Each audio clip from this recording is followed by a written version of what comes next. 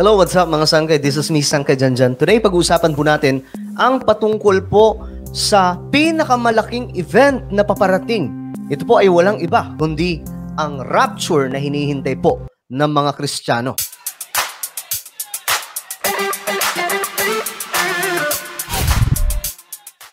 So bago tayo magsimula mga sangkay, paki-subscribe po muna yung ating channel. So sa ibaba po ng video na to, may makikita po kayong subscribe button. So pindutin nyo lamang po yan, then click the bell and click all. Ulitin ko, click the subscribe down below, click the bell and click all. Napakadali lamang po yan mga sangkay. At kung kayo ay nanonood sa Facebook, huwag niyo pong kalimutan na i-follow ang ating Facebook page. So ito na mga sangkay, pag-usapan po natin itong patungkol po sa paparating na event. Ito po ay malaking event actually na mangyayari mga sangkay. As a Christian, born again, I believe na magaganap po talaga ito kasi klaro po ang sinabi ng Biblia. Para po sa inyong kaalaman, ang Biblia po ay pinaka-accurate na book na mayroon ang buong mundo, mga sangkay. Punong-puno po yan ng propesiya. At kung hindi ka naniniwala sa Biblia, marahil it's time to open the book, the Bible, at tingnan nyo yung mga propesiya. Like for example, yung mga digmaan, paglago ng pagiging advanced ng technology at marami po pong iba, nakasulat po yan doon.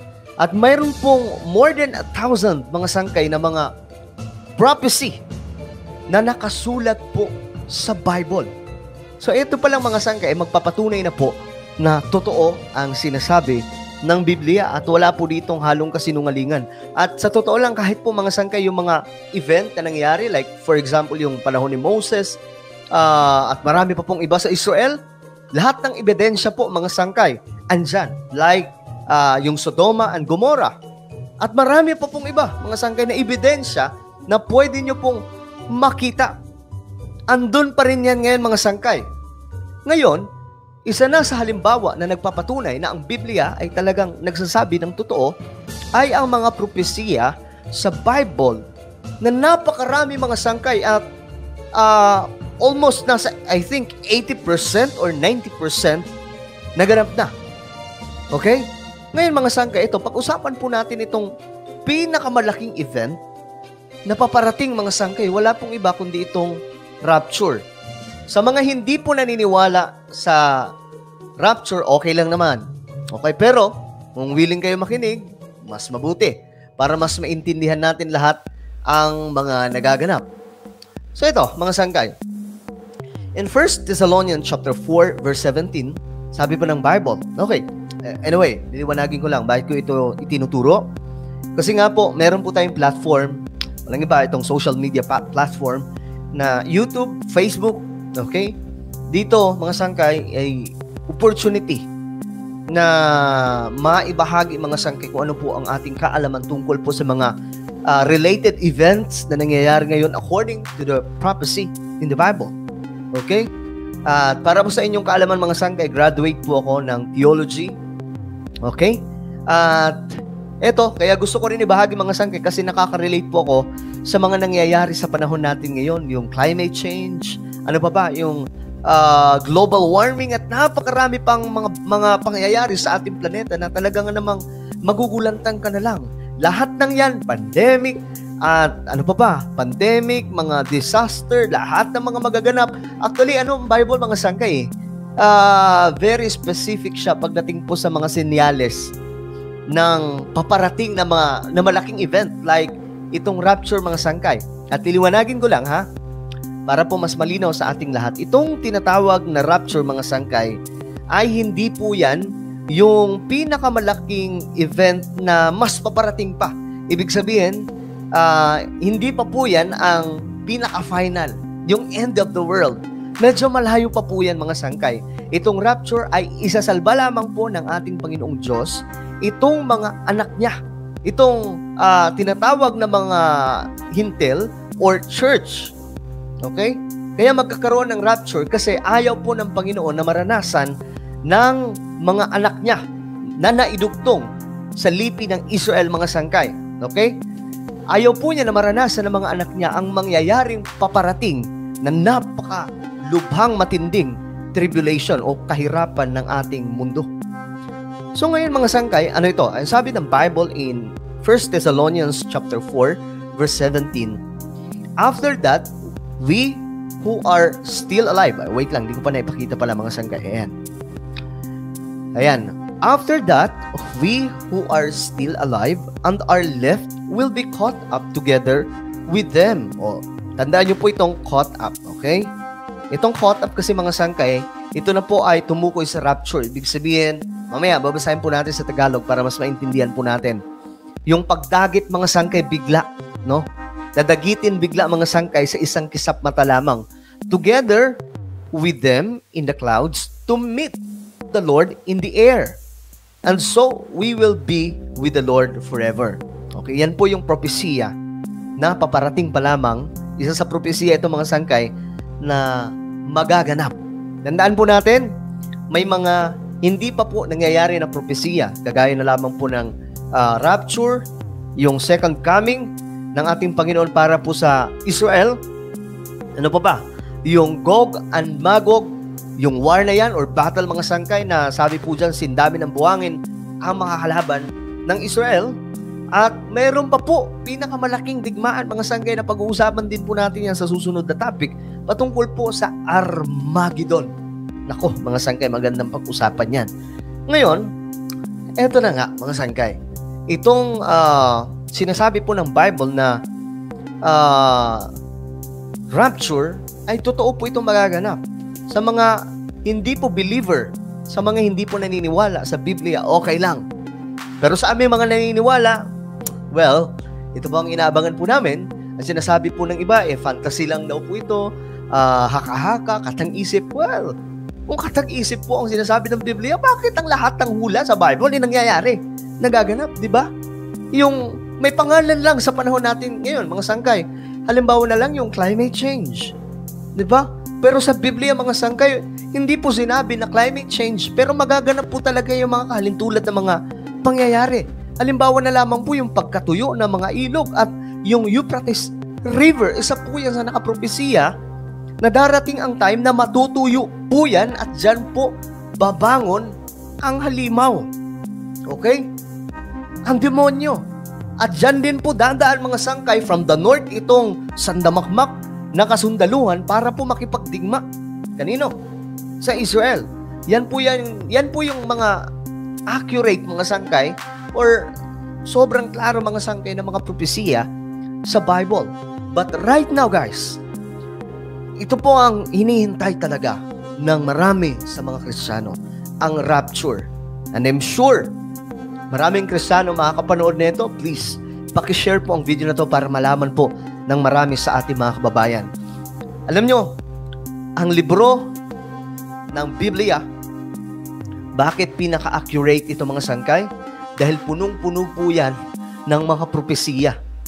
Napakaraming propesiya sa Biblia, sandamakmak na propesiya sa Biblia na tumutukoy po sa hinaharap. Yung iba mga sangkay sa Old Testament, naganap niya, kagaya po ng pagdating ni Jesus Christ. Pero may mga propesiya po sa Old Testament na hindi pa rin po nangyayari. Paparating pa lamang ngayon na naidugtong po sa propesiya sa Book of Revelation. Halimbawa na lang yung propesiya po sa Ezekiel, Book of Daniel, mga sangkay. That is soon to happen. So, itong rapture, mga sangkay, sigurado ito po ang talagang yayanig na balita sa buong mundo. Ito, basahin po natin sa Tagalog mga sangkay para po mas malinaw sa ating lahat.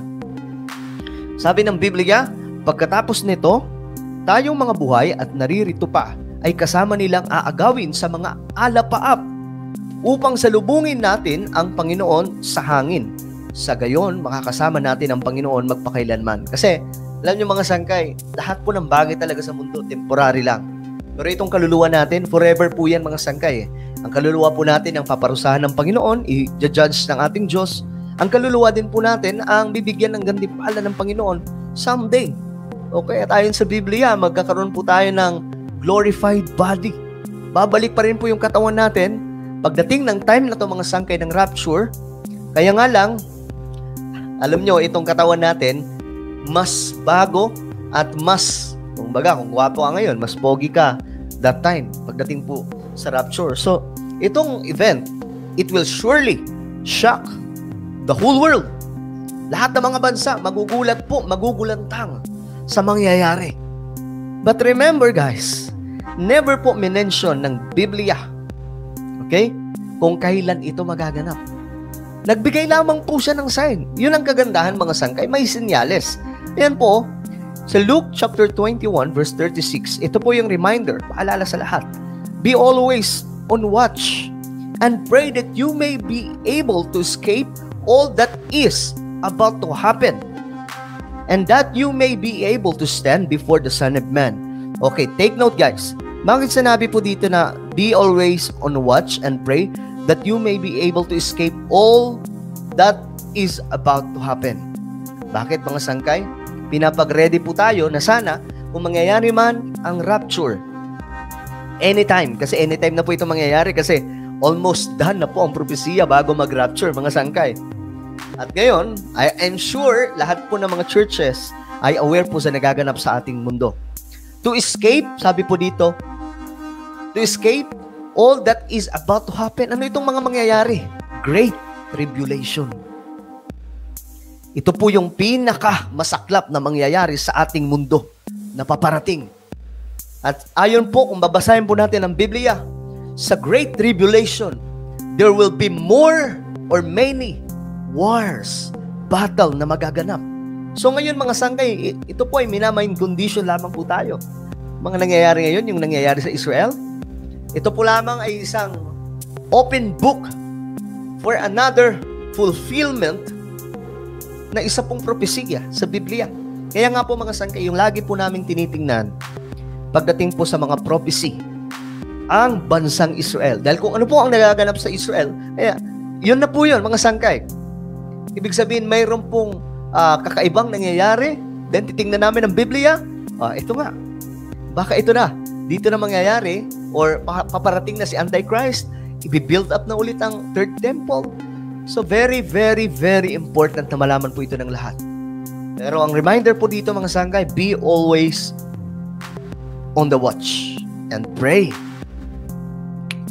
Hindi po ito paperpektuhan. Wala pong perfect talaga mga sangkay. Ang mahalaga po dito, yung faith natin, yung relationship natin sa ating Lord ay matindi. Kaya kung gustong ibahagi ito mga sangkay dito sa ating channel, nakita nyo naman mga sangkay, noon more on politics, but I don't like politics anymore. So, I'd like to share what is really happening in the world at ano pa ang sinasabi ng Biblia for us to be reminded na hindi po tayo magpakampante.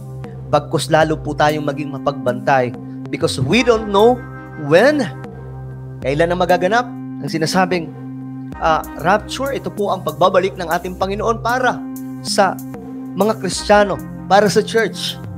Okay? Then, ang next na po dyan, yung Great Tribulation, yan na po ang revelation ng ating Diyos sa Israel na ang Messiah talaga ay si Jesus Christ na itinakwil nila. At dito na po nila malalaman mga sangkay na kahit tinakwil nila ang Messiah, babalikan pa rin po talaga sila ng Diyos. So, there are some prophecy in the Bible na kailangan pa pong maganap. Pero itong mga propesiya sa Biblia, malala na po itong mga sangkay na mga susunod na mangyayari. But, remember, hindi po ito para magpanik tayo. Klaro po ang sinasabi ng Biblia, hindi po para tayo ay magpanik. Wag po tayo, yung ang tawag dito, may exact word ang sinabi sa Matthew chapter 24 na hindi po dapat tayo mag-alala sa mga mangyayari. Dahil ito pa simula pa lamang, Diyos me, marimar. So I hope that you can now naintindihan po natin ang ating pinag-usapan ngayon. Ano po ang inyong komento tungkol po dito? Kaya ko sinabi ito, kaya ko iblinag ito. Kasi yung current event natin ay patungkol po sa Israel, gaganap at napakarami pong mga nangyayari ngayon sa ating planeta na tumutukoy po sa propesiya ng Biblia. So guys, and now I invite you to please subscribe my YouTube channel, Sangkay Revelation. Hanapin niyo po ito sa YouTube at kapag nakita niyo ng mga sangkay, click the subscribe, click the bell, and click all. So ako na po ay magpapaalam hanggang sa muli. This is me, Sangkay Janjan. Palagi niyo pong tatandaan that Jesus loves you. God bless everyone.